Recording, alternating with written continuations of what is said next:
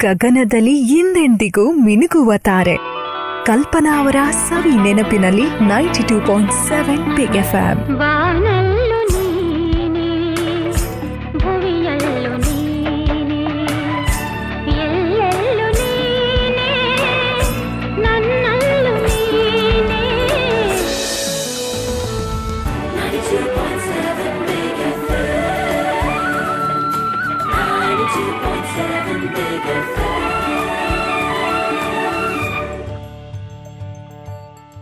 ನಮಸ್ಕಾರ. 92.7 big FM ಅಲ್ಲಿ ನೀವು ಕೇಳ್ತಿದ್ದೀರಾ ರೆಟ್ರೋ ಟಾಕೀಸ್. ನಾನು ನಿಮ್ಮವನೇ ಆದ ಸಿಹಿ ಕಹಿ ಚಂದ್ರು. ನಾನು ನಿಮ್ಮ ಸಿಹಿ ಕಹಿ ಗೀತಾ. 60ರ ದಶಕದಲ್ಲಿ ಕನ್ನಡ ಚಲನಚಿತ್ರದ ಆಕಾಶದಲ್ಲಿ ಒಂದು ಹೊಸ ನಕ್ಷತ್ರ ಮಿನುಗಕ್ಕೆ ಶುರುವಾಯಿತು. ಅದಾದ ದಿನಗಳಲ್ಲಿ ಆ ನಕ್ಷತ್ರ ಪ್ರಜ್ವಲವಾಗಿ ಪ್ರಕಾಶಿಸಕ್ಕೆ ಶುರುವಾಯಿತು. ಆ ನಕ್ಷತ್ರ ಹೇಗಪ್ಪ ಅಂದ್ರೆ, ಯಾವ್ದಾದ್ರು ಪಾತ್ರ ಕೊಟ್ರೆ ಆ ಪಾತ್ರನೇ ತಾನಾಗಿ ಪಾತ್ರದಲ್ಲಿ ಪರಕಾಯ ಪ್ರವೇಶ ಮಾಡ್ತಾ ಇದ್ರು. ಅಂದ್ರೆ ಪಾತ್ರದಲ್ಲಿಯೇ ಲೀನವಾಗ್ಬಿಡ್ತಿದ್ದಂತ ಅಪರೂಪದ ಕಲಾವಿದೆ. ಯಾವುದೇ ಪಾತ್ರವಾದರೂ ಅದಕ್ಕೆ ಜೀವ ತುಂಬುತ್ತಿದ್ದ ಅಭಿನೇತ್ರಿ ಆ ನಕ್ಷತ್ರ. ಆ ನಕ್ಷತ್ರ, ಆ ಅಭಿನೇತ್ರಿ ಯಾರು ಅಂತ ಇಷ್ಟೆಲ್ಲ ಹೇಳ್ತೀವಿ. ನೀವು ಕೇಳ್ತಾ ಇರಿ 92.7 ಬಿಗ್ ಎಫ್ಎಂ ಅಲ್ಲಿ ರೆಟ್ರೋ ಟಾಕೀಸ್ ಲೈವ್ ಸೂಪರ್ ಗುರು.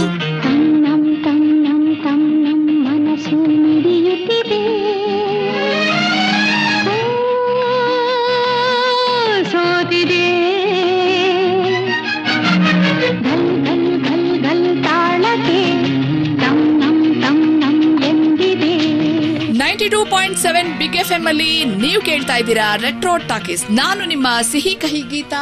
ನಾನು ನಿಮ್ಮವನೇ ಆದ ಸಿಹಿ ಕಹಿ ಚಂದ್ರು. ನಾವು ಕನ್ನಡ ಚಲನಚಿತ್ರದ ಆಗಸದಲ್ಲಿ ಪ್ರಜ್ವಲಿಸಿದ ನಕ್ಷತ್ರದ ಬಗ್ಗೆ ಹೇಳ್ತಾ ಇದ್ವಿ.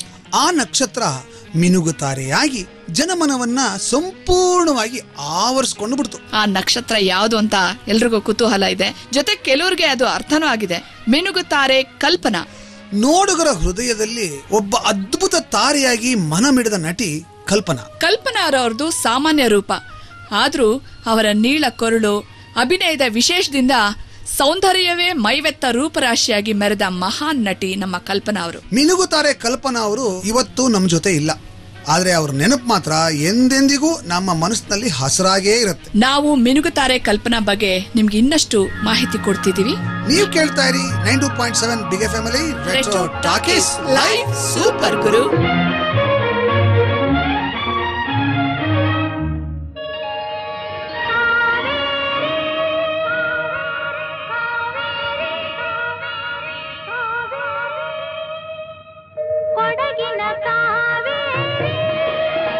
ಕಾವೇರಿ ನೀ ಬೆಡಗಿನ ವೈಯಾರಿ, ಕನ್ನಡ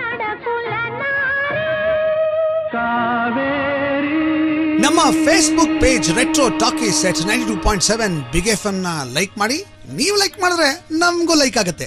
92.7 ಬಿಗ್ ಎಫ್ಎಂ ಅಲ್ಲಿ ನೀವು ಕೇಳ್ತಾ ಇದ್ದೀರಾ ರೆಟ್ರೋ ಟಾಕೀಸ್. ನಾನು ನಿಮ್ಮ ಸಿಹಿ ಕಹಿ ಗೀತಾ. ನಾನು ನಿಮ್ಮ ಸಿಹಿ ಕಹಿ ಚಂದ್ರು. ನಾವು ಇವತ್ತು ಮಿನುಗುತಾರೆ ಕಲ್ಪನಾ ಬಗ್ಗೆ ಮಾತಾಡ್ತಾ ಇದ್ದೀವಿ. ಹೌದು ಚಂದ್ರು, ಮಿನುಗುತಾರೆ ಕಲ್ಪನಾ ಅವರವರು ಮಂಗಳೂರಿನಲ್ಲಿ ಜುಲೈ 8, 1943 ಇಸ್ವಿನಲ್ಲಿ ಹುಟ್ಟಿದ್ರು.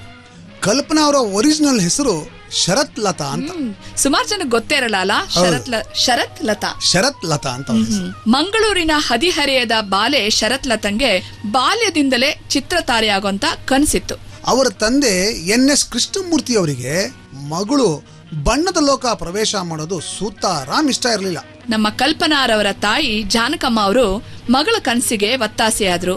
ಅವರ ಚಿಕ್ಕಮ್ಮ ಸೀತಮ್ಮ ಕೂಡ ಅವ್ರನ್ನ ಸಪೋರ್ಟ್ ಮಾಡಿದ್ರು. ಶರತ್ ಲತಾ ಅವರು ಕಲ್ಪನಾ ಆಗಿದ್ ಹೇಗೆ, ಅವರು ಚಲನಚಿತ್ರವನ್ನ ಹೇಗೆ ಪ್ರವೇಶ ಮಾಡಿದ್ರು ಅಂತ ಇಷ್ಟರಲ್ಲೇ ಹೇಳ್ತೀವಿ. ನೀವು ಕೇಳ್ತಾ ಇರಿ 92.7 ಬಿಗ್ ಎಫ್ಎಂ ಅಲ್ಲಿ ರೆಟ್ರೋ ಟಾಕೀಸ್ ಲೈವ್ ಸೂಪರ್ ಗುರು.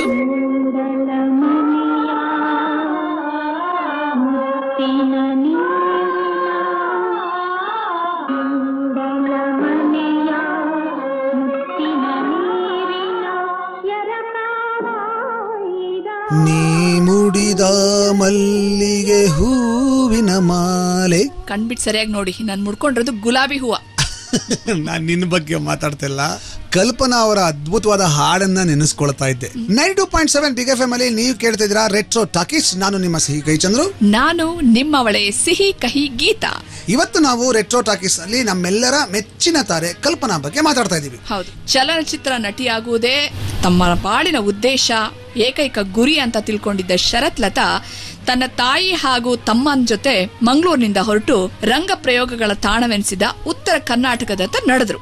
ನಾಟ್ಯ ರಂಗಭೂಮಿ ಅನುಭವ ಇದ್ದರೆ ಚಲನಚಿತ್ರ ರಂಗಕ್ಕೆ ಪ್ರವೇಶ ಮಾಡೋದು ಸುಲಭ ಅನ್ನೋ ಆಸೆಯಿಂದ ಉತ್ತರ ಕರ್ನಾಟಕದ ಭಾಗಗಳಲ್ಲಿ ನಾಟ್ಯ ಹಾಗೂ ರಂಗಭೂಮಿಯ ಅನುಭವ ಪಡೆಯೋದಕ್ಕೆ ಶುರು ಮಾಡಿದ್ರು. ಅಂದ್ರೆ ನಾಟಕಗಳಲ್ಲಿ ಅಭಿನಯಿಸೋದಕ್ಕೆ ಶುರು ಮಾಡಿದ್ರು. ಅಲ್ಲಿಂದ ಅವರು ಚಲನಚಿತ್ರ ಜಗತ್ತಿಗೆ ಹೇಗೆ ಪ್ರವೇಶ ಮಾಡಿದ್ರು ಅಂತ ಹೇಳ್ತೀವಿ. ನೀವು ಕೇಳ್ತಾ ಇರಿ 92.7 ಬಿಗ್ ಎಫ್ ಎಂ ಅಲ್ಲಿ ರೆಟ್ರೋ ಟಾಕೀಸ್ ಲೈಫ್ ಸೂಪರ್ ಗುರು.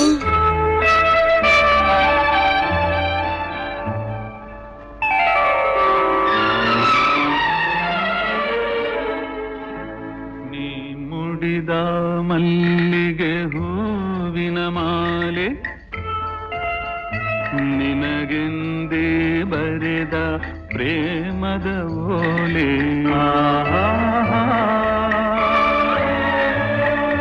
ನಿಮ್ಮ ಅನಿಸಿಕೆಗಳನ್ನ ಅಭಿಪ್ರಾಯಗಳನ್ನ ದಯವಿಟ್ಟು ನಮಗೆ SMS ಮಾಡಿ ತಿಳಿಸಿ. ನೀವು ಮಾಡಬೇಕಾಗಿರೋದಷ್ಟೇ ಬಿಗ್ BC ಅಂತ ಟೈಪ್ ಮಾಡಿ, ಪಕ್ಕದಲ್ಲಿ ನಿಮ್ಮ ಹೆಸರು, ಆಮೇಲೆ ನಿಮ್ಮ ಅನಿಸಿಕೆಗಳನ್ನ ಟೈಪ್ ಮಾಡಿ 55454 ಈ ನಂಬರ್ಗೆ SMS ಮಾಡಿ. ಸದ್ಯಕ್ಕೆ ನೀವು ಕೇಳ್ತೀರಾ 92.7 ಬಿಗ್ ಎಫ್ ಎಂ ಅಲ್ಲಿ ರೆಟ್ರೋ ಟಾಕೀಸ್. ನಾನು ನಿಮ್ಮ ಸಿಹಿ ಕಹಿ ಚಂದ್ರು.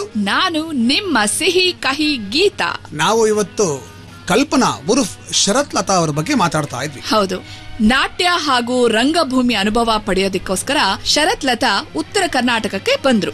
ಕಂಪ್ನಿ ನಾಟಕಗಳಲ್ಲಿ ಅಭಿನಯಿಸೋಕೆ ಶುರು ಮಾಡಿದ್ರು. ಉತ್ತರ ಕರ್ನಾಟಕದಲ್ಲಿ ಊರಿಂದ ಊರಿಗೆ ಹೋಗಿ ನಾಟಕ ಮಾಡುತ್ತಿದ್ದ ಸಂದರ್ಭ. ಆಗ ದಾವಣಗೆರೆಯಲ್ಲಿ ಇವರ ನಾಟಕ ಪ್ರದರ್ಶನ ಆಗ್ತಾ ಇತ್ತು. ಆ ದಾವಣಗೆರೆಯಲ್ಲಿ ನಾಟಕಗಳ ಗುತ್ತಿಗೆದಾರ ಶಿವಕುಮಾರ್ ಅವರ ಪರಿಚಯ ಶರತ್ ಲತಾಗೆ ಆಯ್ತು. ಶಿವಕುಮಾರ್ ಅವರ ಪರಿಚಯದಿಂದ ಶರತ್ ಲತಾ ಅಂದ್ರೆ ನಮ್ಮ ಕಲ್ಪನಾ ಅವರ ಜೀವನದ ದಿಕ್ಕು ಬದಲಾಗಿ ಹೋಯ್ತು. ಆ ಬದಲಾವಣೆ ಏನು ಅಂತ ಇಷ್ಟರಲ್ಲೇ ಹೇಳ್ತೀವಿ.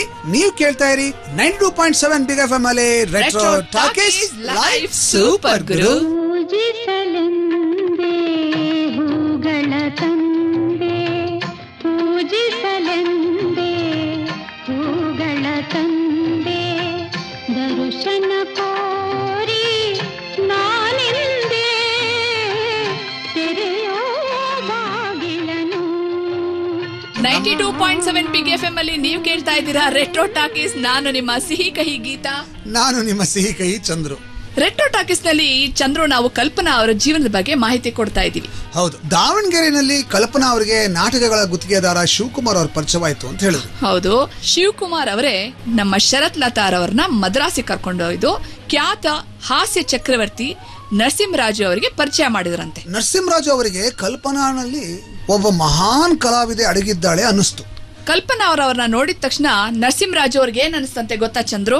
ಕನ್ನಡ ಚಲನಚಿತ್ರಗಳಿಗೆ ಇಂತಹ ಕಲಾವಿದೆ ಅವಶ್ಯಕತೆ ಇದೆ, ಇವಳು ಅತ್ಯುತ್ತಮ ಕಲಾವಿದೆ ಆಗ್ತಾಳೆ ಅಂತ ಅನಿಸ್ತಂತೆ. ಹಾಗಾಗಿ ಶರತ್ ಲತಾನ ಅವರು ಹೆಸರಾಂತ ನಿರ್ದೇಶಕರಿಗೆ ಪರಿಚಯ ಮಾಡಿಕೊಟ್ರು. ಆ ನಿರ್ದೇಶಕರು ಯಾರು, ಅವರು ಶರತ್ ಲತಾ ಅವರಿಗೆ ಅವಕಾಶ ಕೊಟ್ರ ಇಲ್ವಾ, ಇವೆಲ್ಲ ಹೇಳ್ತೀವಿ. ನೀವು ಕೇಳ್ತಾ ಇರಿ 92.7 ಬಿಗ್ ಎಫ್ ಎಂ ಅಲ್ಲಿ ರೆಟ್ರೋ ಟಾಕೀಸ್ ಲೈಫ್ ಸೂಪರ್ ಗುರು. ಪಂಚಮ ವೇದ ಪ್ರೇಮದ ನಾದ, ಪ್ರಣಯದ ಸರಿಗಮ ಭಾವಾನಂದ.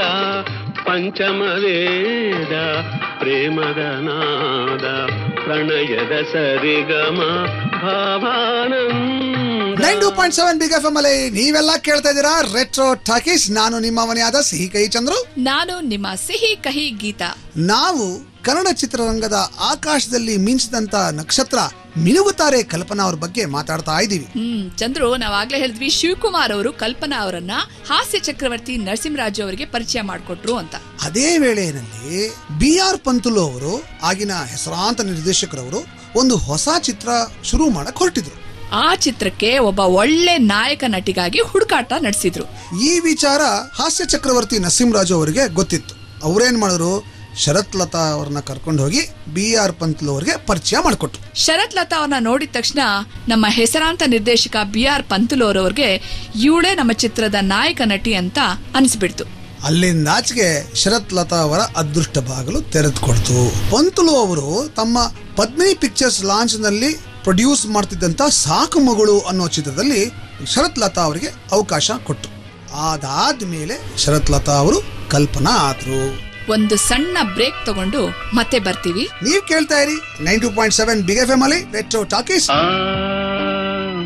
ಮೊಗವು ಎಂಥ ಚೆಲುವು ಮನವ ಸೆಳೆವ ಬಂಗಾರದ ಹೂ. 92.7 ಬಿಗ್ ಎಫ್ ಎಂ ಅಲ್ಲಿ ನೀವು ಕೇಳ್ತಿದ್ದೀರಾ ರೆಟ್ರೋ ಟಾಕೀಸ್. ನಾನು ನಿಮ್ಮವನೇ ಆದ ಸಿಹಿ ಕಹಿ ಚಂದ್ರು. ನಾನು ನಿಮ್ಮ ಸಿಹಿ ಕಹಿ ಗೀತಾ.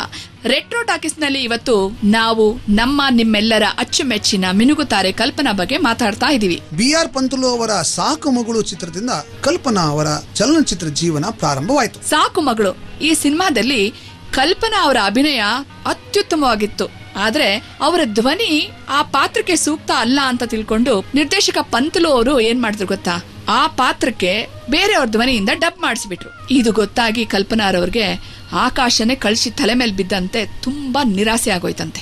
ಮೊದಲೇ ತಂದೆಯ ಇಷ್ಟಕ್ಕೆ ವಿರೋಧವಾಗಿ ಚಿತ್ರರಂಗಕ್ಕೆ ಬಂದಿದ್ರು, ಈಗ ಈ ರೀತಿ ಆಗೋಯ್ತಲ್ಲ ಅಂತ ತುಂಬಾ ಬೇಸರ ಪಟ್ಕೊಂಡು ಇಂತಹ ಬೇಜಾರು ಡಿಪ್ರೆಷನ್ಗೆ ಒಳಗಾದ ಕಲ್ಪನಾ ಅವರು ಮುಂದೆ ಏನ್ ಮಾಡಿದ್ರು ಇದು ನಾವ್ ಹೇಳ್ತೀವಿ. ನೀವು ಕೇಳ್ತಾನೆ ಇರಿ 92.7 ಬಿಗ್ ಎಫ್ ಎಂ ಅಲ್ಲಿ ರೆಟ್ರೋ ಟಾಕೀಸ್ ಲೈವ್ ಸೂಪರ್ ಗುರು.